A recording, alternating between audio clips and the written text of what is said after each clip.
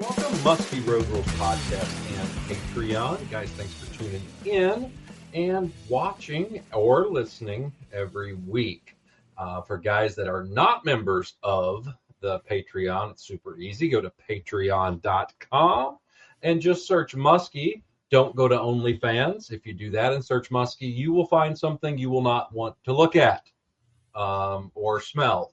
So don't go to OnlyFans. Go to Patreon and just click on there, become a member of the Muskie Road Rules Podcast. And for $8 a month, you get all the videos that we do, and you'll get them all, actually, every one that we've done from the very beginning of the Patreon. So we're going on a year, about 15 months we've been doing it now. So make sure you go and check that out. Also, if you're a member of the Patreon, you are going to be available for the drawing here at the end of the month.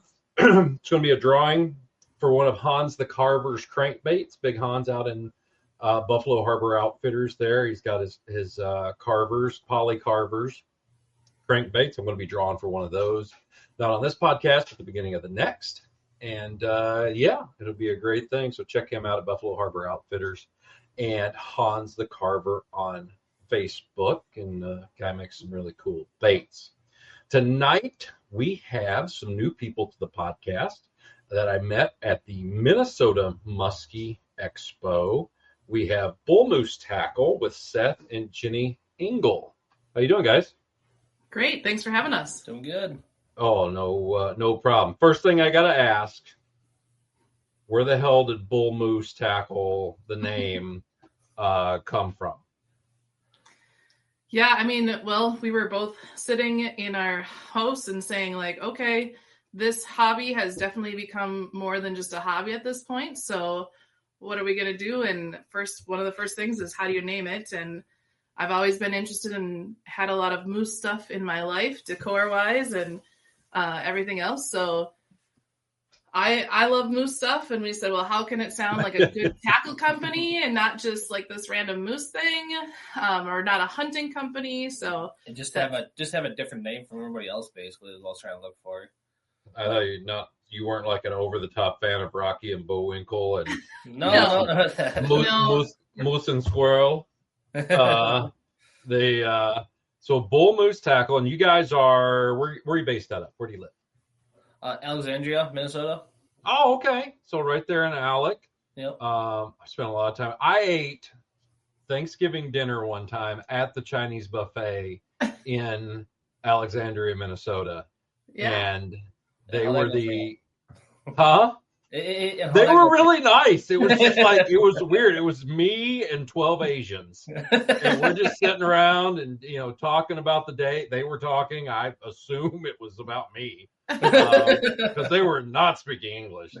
And no, they were very accommodating. They let me in, and it was, that was a long time ago. But yeah, I did have a Thanksgiving dinner at the Chinese buffet in Alexandria. That's funny. But no, Alec, I've been through that town a bunch and stuff. So do you fish locally there? What area do you fish? Yeah, I fish locally. For muskies, obviously the three, like the Oscar, lobster, and Miltona. Fish a little bit. Then also, I'm a multi-species guy, so I fish for walleye, bass, panfish. I do. There's a bunch of lakes around here that I hop around. Do you do the chain there, the Alec chain? Yeah, I do fish it, but honestly, I don't do there probably enough as I should. Sure. Because there's just so many other lakes in the area. It's like, why even kind of go there? But I mean, they're great lakes. So that part of Minnesota is just littered with lakes. I mean, the damn things are everywhere. Yeah. You got 3,000 acre lakes and you got 500 acre lakes. There's lakes everywhere. Oscar, I fished all those lakes. I caught one fish on Oscar. Okay. That's the one that has a really screwed up boat ramp down a hill. Yeah, basically just a ditch that they carved into. Yes. I mean, it works. Yes. It works. You can get decent boats in there. Yep. I remember that. If one person doesn't park good, then the whole thing's kind of messed up. But I think we waited out a storm there, and it took forever. I watched like 2 seasons of The Bachelor in my truck, and but we did catch one on a Wade's wobbler. I can't remember the But yeah, that I did fish that. Lobster, that's an interesting lake. It, I haven't caught anything over 50 out of it. I have caught a couple up to like 48. Okay, Seen a couple big fish in there. Like we got 50s out there, but it doesn't happen very often. Like no, and is 45 to 47 is about maxed out. I heard, again, I haven't been there in quite a while, a number of years. It cleared up a lot out there. Yeah. Every lake around here, we got zero mussels in all our lakes. Yeah, it's cleared up all our lakes. I mean, there's a couple like smaller ones that stayed dirty, or some of the swampier lakes. Mm-hmm. But I mean, like even the ones that were dirtier 10 years ago, they're gen clear now. You can see. So is Oscar pretty clear now? Yeah, that's gotten clear now. Really? Yeah. I thought it was kind of dirty. It was like 10 years ago. That was actually a pretty dirty lake, which I liked. I mean, it's still a good lake, but it's cleared up a lot because that's got zero mussels now too. So sure, no, I totally get that. So you guys have a tackle company. How? Well, I ask everybody that comes on here this: where did you catch your first muskie, and how big was it? My first muskie mm-hmm. was actually over by Staples Motley on Lake Alexander. I don't know if you were. Oh yeah, I fished Alexander. I got a 50-inch fish out of there with a 13.25-inch girth. Oh wow! It literally looked like we were holding a snake. Yeah, it literally did. It was like, here you go. Don't let it bite you. But yeah, no, I fished Alex some. When we were on the Lax, I used to fish it a little bit when it was super windy. Mm-hmm. Okay. And I've live bait fished it some over there. How big was your first one? First one, 39, I think it was. This is a long time ago. This was 2008, 9. Okay.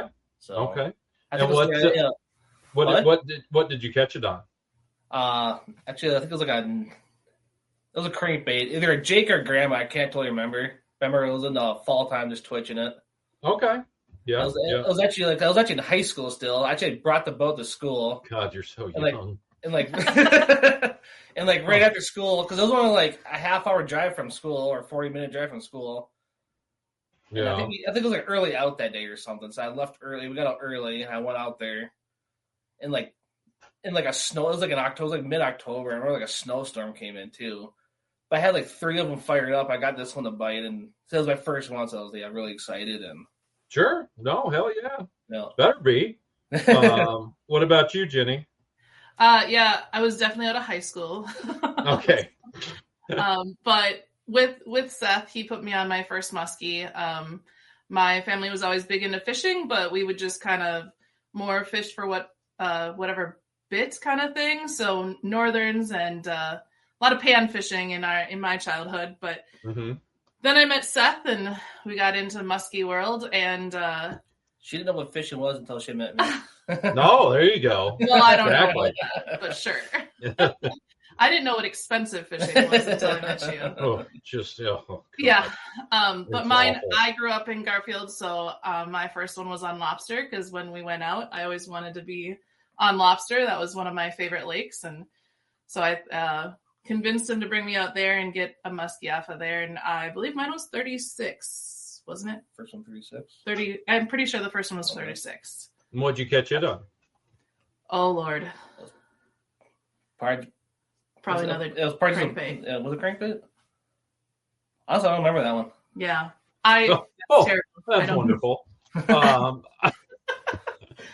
I was just excited. I had the jitters. You kind of black out half of the time when you get muskie fish. Oh, yeah. I always say that, a muskie being caught, for the muskie, it's like an out-of-body experience. There's a light, there's a guy, it gets touched, and it can't tell no one. It's like being Catholic in the 80s. Is the way I describe it to people. But no, you're supposed to get the shakes. You're supposed to get all excited and everything. That's still do. Yes. That's a good thing. I think that's part of the addiction. Oh yeah. So when did bull moose become a reality, a thing? 2015? 13. What, 13? 2013. So we were dating in we were actually in the Stock Center area when we first started dating, and then we moved up to Tower, Sudan, Minnesota. Beautiful that time of year. Yeah. It's known as the Vegas of the North. Yeah, so that was we moved up there for a while, and that was really when bull moose tackle became more of a reality. That again, when you're fishing on one of the muskie meccas, you're kind of like all in, and so we went all in, and that's when we started bull moose tackle. Was 2013 up in Sudan, Minnesota, and then came back this direction, mostly because our family is more around this area. Yeah. Sure. So you lived in Sudan. Yes. I've been through there. It's a beautiful stop sign. Yes. And we used to stay in Tower at the Marjo Motel. Oh yeah, nice. Which I don't even know if the old Marjo's there anymore. I couldn't tell you either. I mean, when we left, it was still there, but I don't think it was called Marjo anymore. I think they had a new owner. It's probably the El Tropican. Clearly. Yeah, exactly. And if you want to just Google a place to buy to get murdered in northern Minnesota, and Marjo's definitely top 5 on the list. But the lady that used to run it, the older lady, did you ever meet the older lady there? No. Oh, she was in her 90s, and you walk in. Anytime you checked in, you had to go. It wasn't like here's your key. It was like, come in. You hear about the day. Yeah. She's in her 90s. And you hear about. But every time you go to the door, whether you need a towel, soap, she'll try to rent your room because she can't remember that she already rented your room. Yeah. And you have to hear about the day again. Oh, Jesus. And at least 3 times I've stayed there where she's rented my room while I was in it. And someone just opens the door and I'm like, you got to go down. Yeah. She does this. Yeah. But she was a sweetheart. Oh, she was great. So Bull Moose, you got going on there 2013. So we're looking 13 years now. Yeah. You've been making the baits. And did it start with the bucktails? Is that kind of what it started with? Okay. So let's talk about some of your blade stuff here. I got pictures that you sent me. I know you have pictures. So do I. Let's see. All right. So here's some purple, looks like purple nickel that you sent here. Let's give me a rundown of kind of the basics of your blades, not necessarily blade size, but like components. Tinsel, wire size. Let's talk about what it is. The wire size is 062 wire. Yeah. And clevis, all my clevis are number 6. I go with a smaller clevis, see if we get a better spin on them. I got many different blade sizes, and I do the same size, like your 9, and then you're staggered, like your 10-9 or 7-9. I do some of that too. Do you tie your own skirts? Yep, tie my own skirts. Oh my God, I tried that once. I got my thumb caught in it. It was so bad. I was the worst. Not only can I not paint a bait, me tying a skirt is even worse. I did the only time I ever tied a bait was in the boat because I had to. It was a bucktail. The skirt was falling off, and I just used fishing line. Oh yeah, and wrapped around it with Gorilla Glue. Nice. So that's as fancy and as how high tech as I get with it. But no, those are nice. So are you blending those yourself? You get the colors and you kind of blend them together? Yep. That's actually my favorite part. He does most of the work, I'll be honest, but I get to do things like pick out colors and pick out color names. Yeah. So yeah. This I tell you, this purple here is nice. Looks like you've got some silver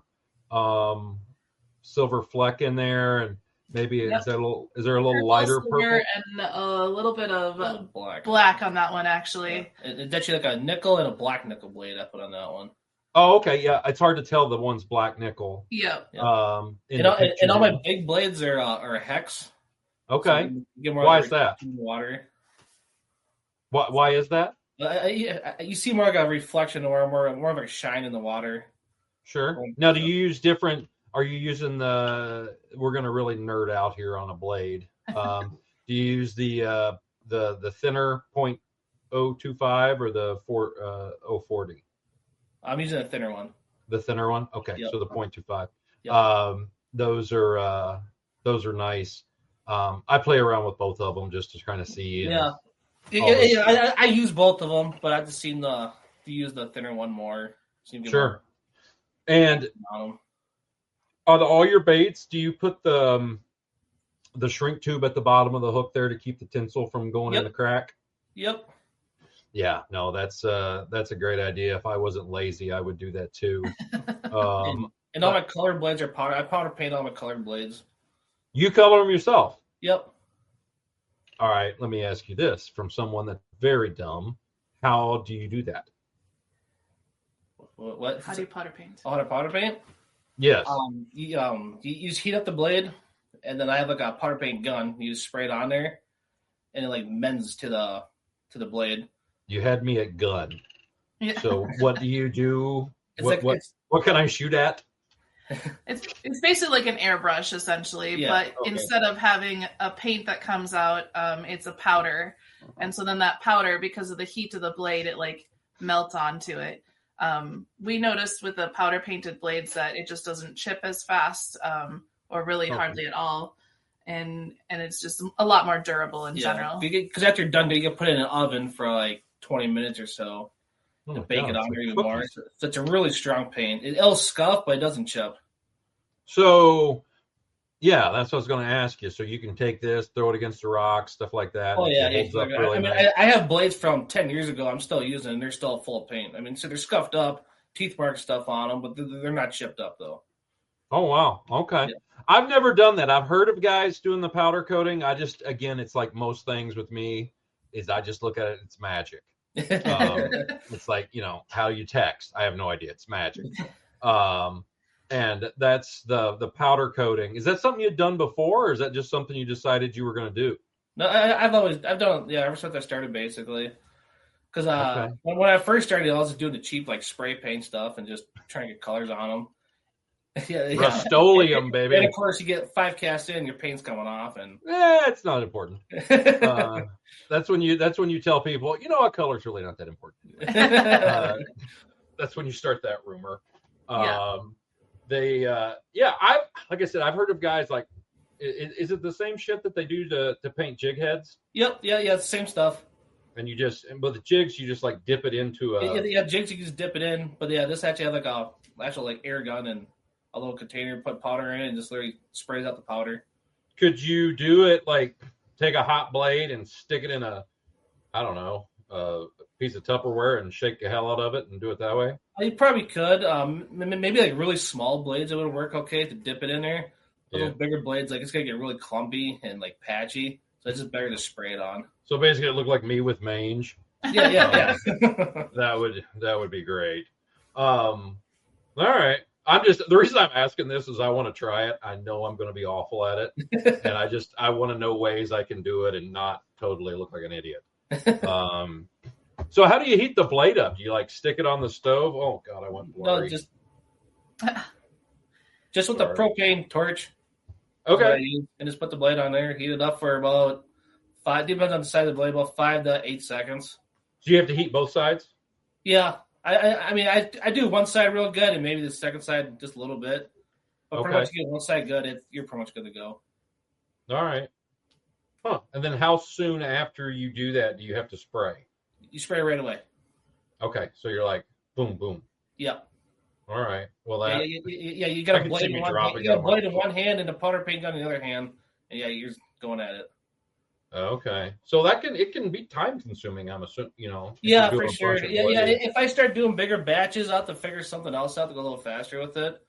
But right now it's working. So. Yeah, I was gonna say because that would definitely be time consuming. And I notice here too on your baits that you have the top. Well, that's stupid. That didn't work. Don't do that. Okay. The top, you have a bend. You're putting an angle in there. Yep. What's the reason for that? I know my reasoning for it. What's yours? Well, the main reason I started putting the bend on here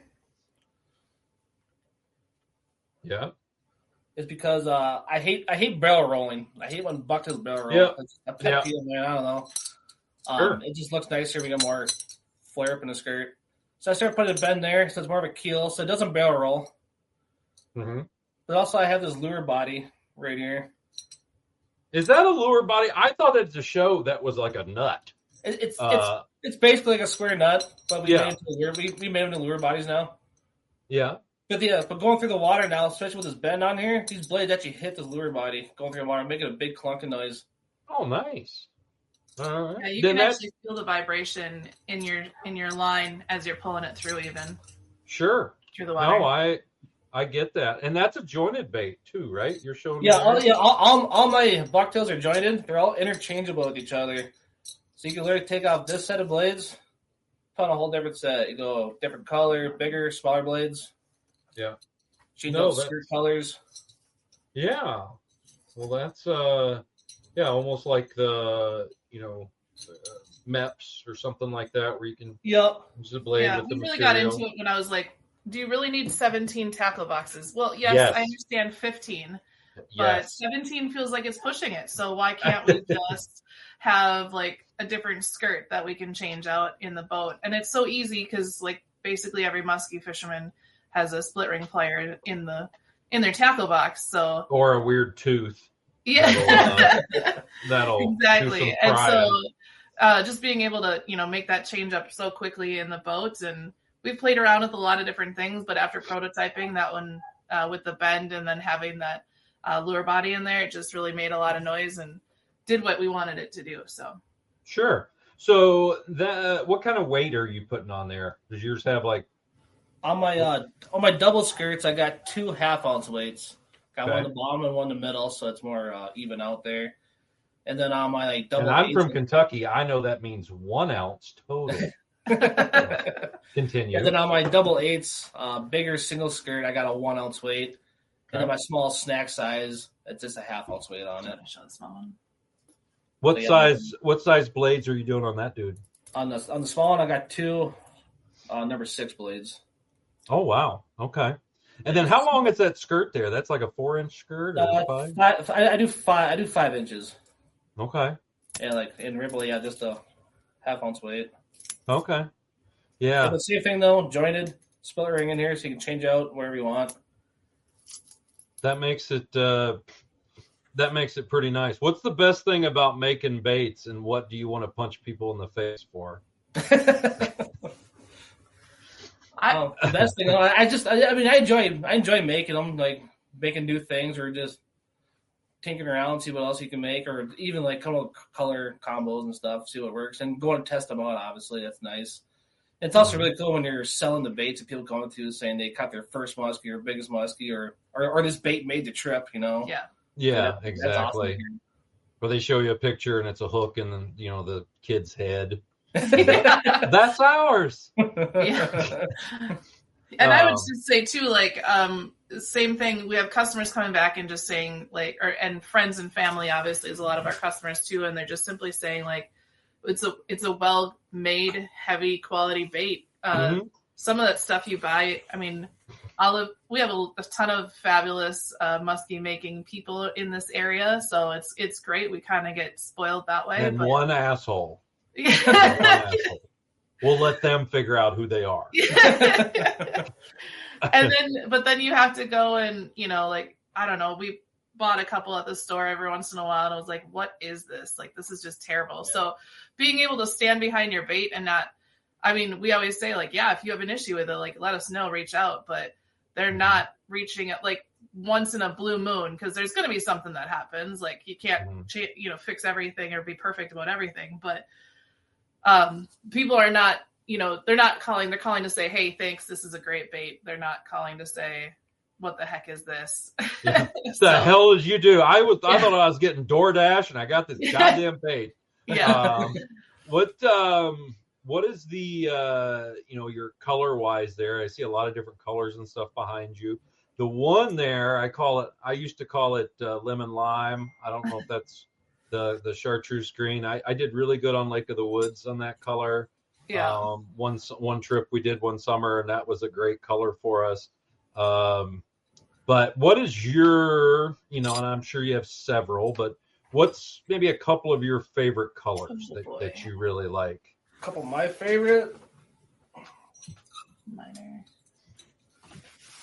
It's hard. Oh, I get it. I totally get it. I usually say whatever the fish is eating. Yeah, well, that's always an answer too. I mean, the one that you had on the screen is one of my favorites. I love purple, so that's definitely one of my go-tos. The other go-to for purple that we actually call it Northern Lights. And so you have a green and a purple, and they're both glitter. I like glitter too. And then white, green, and purple skirt. So not quite completely Vikings colors, but we call it Northern Lights. It's been another just good bait for me. But I caught my biggest muskie this summer on the one that you had on the picture. And that one is that purple, silver, and black. I used to always. What's that? When I was fishing Miltona quite a bit years ago, on sunny days, it was always purple gold, and we loved purple and gold blades, and it didn't matter. Somebody had to be throwing purple gold all day, and if we'd see one fish in a day, and they would eat that stupid purple gold, and that's Minnesota's actually where I kind of really got into throwing purple. Okay. Such a good color. Something that I think, if you look at a fish, they do have that sheen of that purplish sheen to them. A lot of them do. But I love the purple too. What about you, Seth? You gonna be different? Yeah. I'm usually a lot different. Especially for the clear water around here. Copper and black. Yeah. That was a good one too. We had some times. Yeah. We call this our minor color. Okay.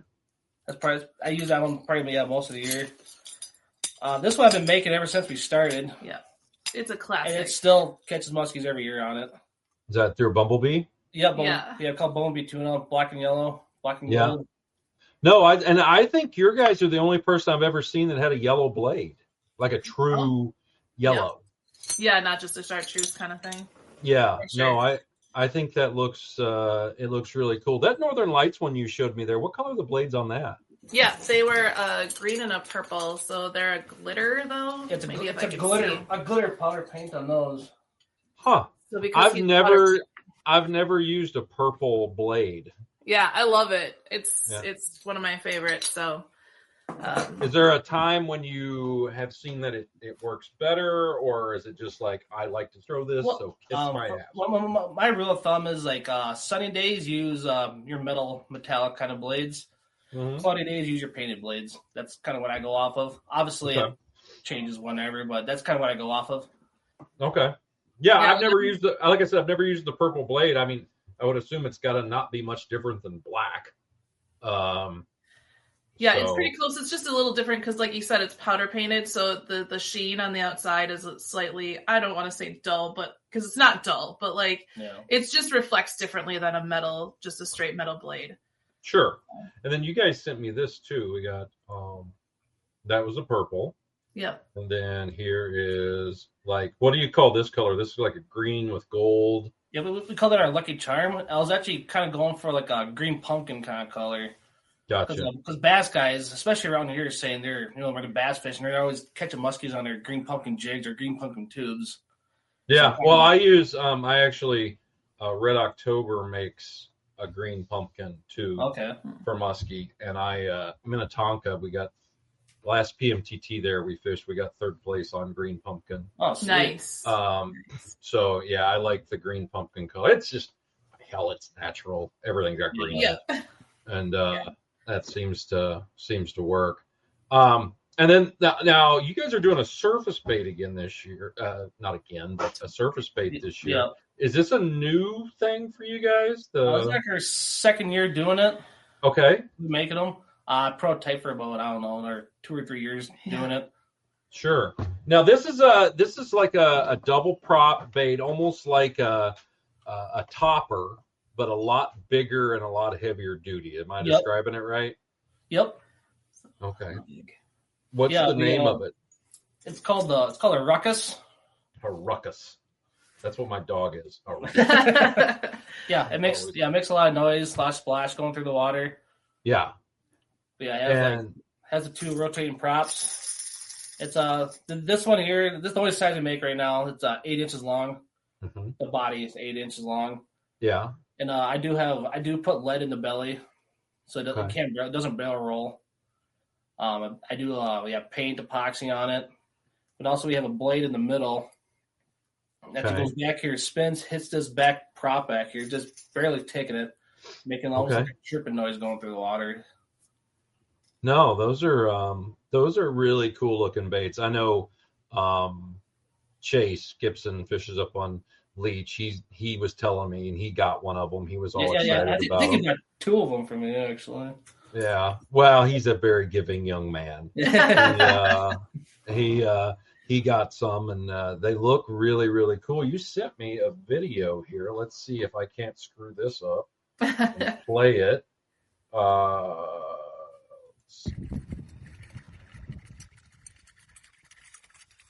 Yeah, you can hear it.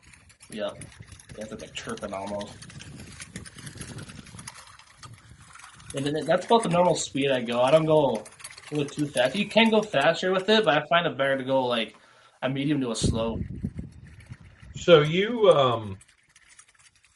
what made you do this? What made you make a topwater? I love using topwaters, and in the last 10 years now, like the single big prop, like your Fat Bastards or Cannonball Juniors, those have been so popular, which for good reason they work. Mm-hmm. But I just thought fish are getting kind of a little too used to them, so I just wanted something different noise, different profile. Sure. So I started tinkering. Look, my first prototype it didn't even have the 2 props on. I just had a blade in the middle of like a random walk the dog bait. And very stealthy. It made just like a real cool knocking noise with that blade in the middle. Yeah. And then I started thinking maybe put the props on here. And I put props on, and then that black blade started hitting it, making a cool noise. And all right, we got something going on here. Mm-hmm. Mm-hmm. And then it wasn't my final prototype, but there was one fall where we caught 10 muskies on it. It was crazy. Yeah. The amount of follows, the muskies just eating it. I was like, all right, we got something going on here. Have you noticed a water temperature thing with these dudes? Have you done good in the warmer or colder waters with these topwaters? I mean, throughout the summer we get fish, but really like that end of August through almost turnover time, they're great. Yeah. Well, mid-October when the water hits that 50 degrees. Sure. Are you painting these? Mm-hmm. Yep. Jesus. Yeah, I couldn't do that either. Well, again, that's his job, not mine. I hate painting, so I'm have at it. I will tie a skirt any day over having to paint. So. I don't hate it. I'm just really bad at it. That's all my thing. That's the thing too. Yeah, we're painting epoxy, so I'm doing small batches only right now. I can only make so many at a time for at a time of consumption here. Sure. No, I get it. I understand that. But for a topwater, it's a pretty dandy looking bait there. I do like that sound. It is something different, and those blades that you have in the front there. I mean, they're ballsy blades. They're beefy. Yeah. They got some size to them and everything, and it looks. It definitely looks like a super cool bait. Yeah, and the props are really easy to tune. I mean, and I tell people all the time, play around with the props. Give them a little twist, give them a little bend down or a little bend up. Play with your props and make some different noise with it throughout the day, throughout the season. Yeah, no, I totally agree with that. I mean, any little tweak can change the entire bait and change the sound. I like how it's got that metallic chitter chatter to it, almost like a globe. Almost has a globe-ish type sound, and I've always loved globes, and it also looks like a bait that would probably, being in Minnesota, to use in the wind, probably stays up really nice, which is, I know is a big thing. I know that's what Chase was kind of looking at there on Leech, was being able to. It's never windy in Minnesota. What are you talking about? Oh my God! I think right now 40 mile per hour gusts happening. Yeah. So. Oh well, it was 86 here this morning in Kentucky. Oh. And it's 51 outside now. Yeah. We had the big gust today, and it's supposed to be tomorrow a high of 60, and then Monday's 55, and then we're back up near 80. Yeah. So please feel sorry for me. I love it. So bad. So no, I get it. I held the angle. They had snow yesterday. Oh, really? They're talking possible snow for us tonight. So there's that. Gross. Yeah. Yesterday I was outside. Yeah, it was like thunder and lightning and like ice pellets coming down. I'm like, what's this? What's going on? Yeah. No, we've dealt with that all spring. It's been a super, super hot, super cold, super, super hot. Let's get back cold again. Yeah. But this time it's not going to be a major front, a major deal. We're not going to get down like below freezing or anything at night. So, which will be good because I am done with it and I have suffered. So I'm done with that. But let's look here. You sent me what'd you send me here? Picture of you with a fish there, Seth. Where's that fish from? That was actually a lobster lake fish. That was actually a tournament fish. Yep. From. Oh, don't ask me what. I look at the palette black right now. What's someone say? Were you in high school? First or second? No, I was on high school. 17, 19. It must be 19. Yeah, 2019. Yeah. Okay. Out of high school. Okay, now you're making me sound terrible. Good Lord, stop it. Yeah. That was actually a tournament. We have a local tournament up here in Alexandria called the Mike Moss Memorial. There you go. And you can fish all the three lakes. You can fish lobster, Oscar, and Miltona. And you just choose which one you want to. And that day, I don't know if usually I do Miltona, so I don't know if it was super windy that day, so I chose lobster. I don't remember. How big a fish is that? That was a 46. Nice. What did that one come on? That came on a bucktail, probably. I think it was a black and yellow, the bumblebee tuna. I think it was that one. Okay. That's a dandy. And then Jenny, you're smiling mug there. You look excited. Yeah, that was this year. I was very excited. Yeah, this was this last June, second or third week of June. It was early. Okay, where'd you catch that one? Yeah. That was a Miltona. That was Miltona, yeah. Miltona, and then how big was that one? 48 and a half. Nice. Yeah, and that one gave me the shakes again. That's good. It's been a while since I actually I don't get out near as much as Seth does, and when I do, that doesn't always that definitely doesn't mean you get a fish. And I don't know, that one I stuck out with him and got into it, and we had a couple of follows through the day, and then this one came, and man, it came out of the water, not all the way out of the water, but that head came out and did that like hello to you kind of thing, and I just I said, "Babes, it's big. Babes, it's big." Don't screw this up. Yeah, he didn't see it come out because he was getting everything rearranged on the boat and whatnot. But I was like, "Holy buckets!" So that one had my heart racing long before it hit the boat. So nice. And what did that one come on?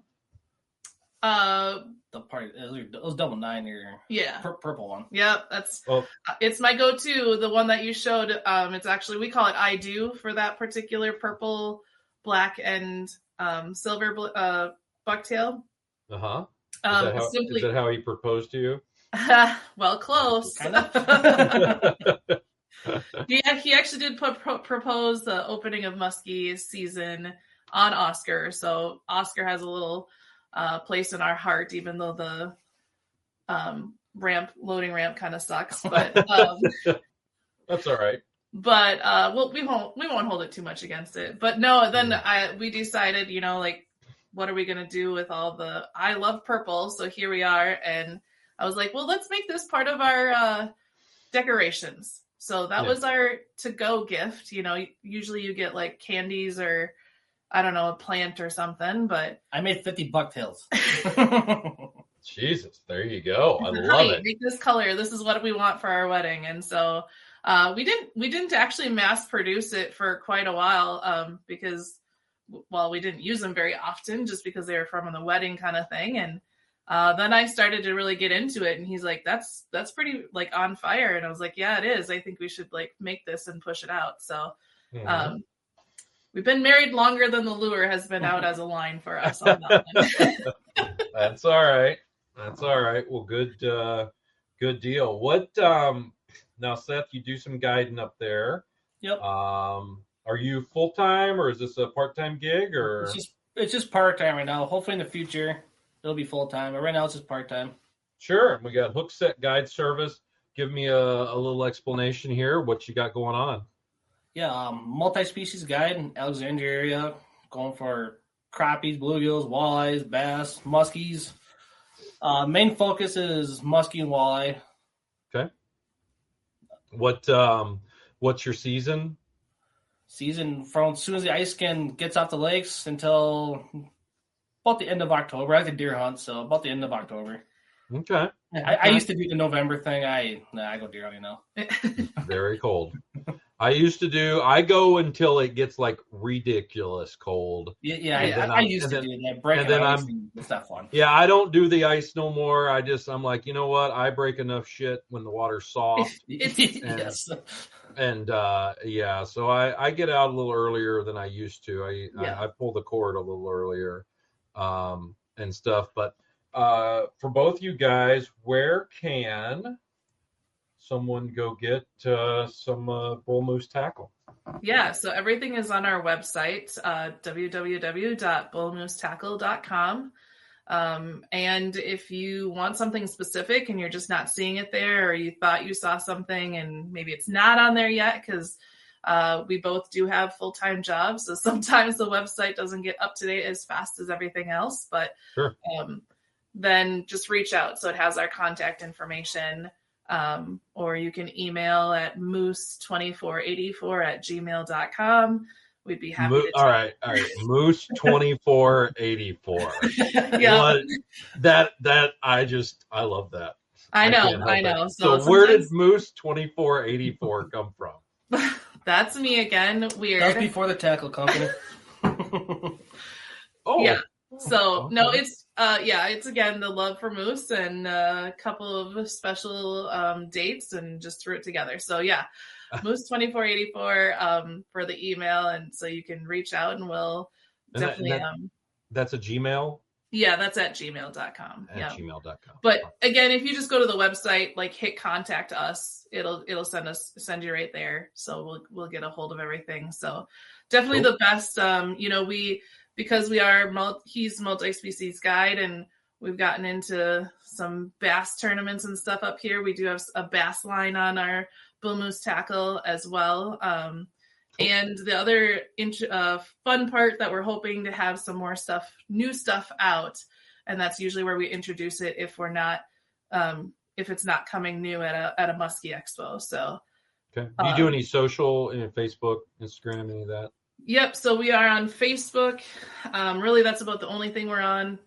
We dabbled in Instagram and realized that we just did not pay attention to it enough. So then we went back to just our website and Facebook. So definitely able to check us out on Facebook. We got new stuff going up there pretty often, and or it's just new information.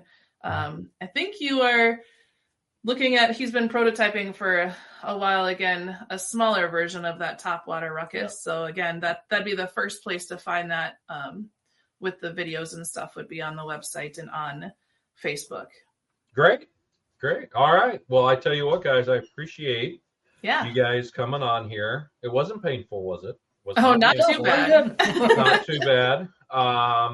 And again, guys, for my listeners out there, if you're out and you're looking at maybe wanting to get some baits and stuff, if you want check out their bull moose selection, or you can also, if there's some other baits in Minnesota you're looking for, go out to Thorn Brothers, thornbros.com. Check those out. I do a lot of stuff there. I've been using their rods for a while. And, for a whole line of reels and electronics and all the good stuff.